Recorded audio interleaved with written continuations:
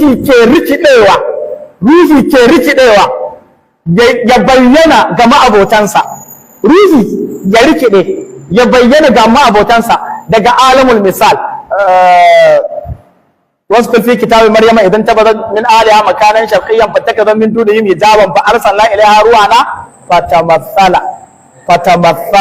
wannan shine alamul misal, wato ya rikida daga kasancewarsa ruhi ya zama mai yanzu jiki. Ashe ruhi ka iya zama jiki, ruhi zai iya zama jiki. In ka dan cewa ne ya tafi lahira, ya fita daga rayuwar jiki ya koma ta me, ta ruhi. Shin ruhin nan nasa zai iya rikidewa ya zama jiki? Zai iya zama.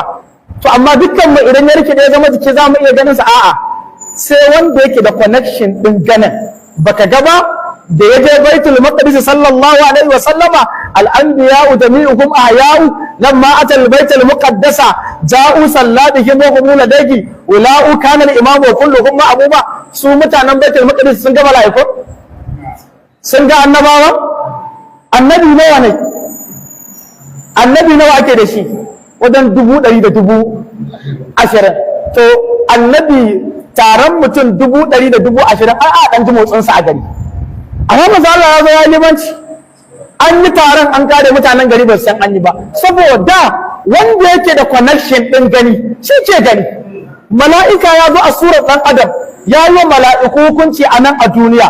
Wanda suke da connection din saduwa da shi, su mala'iku su ne za su gan shi. Ashe in ka ji wani ya ce ya ga manzon Allah, shi ke da connection din ganinsa. Ruhi ne in suka haɗu a alamul misal za su iya haɗuwa kuma za su iya tattaunawa, amma fa ba abu ne wanda kawai ni da kai za mu ce to ne me yasa ban gani ba, ni ma me yasa ban gani ba. Wallahu a'lam.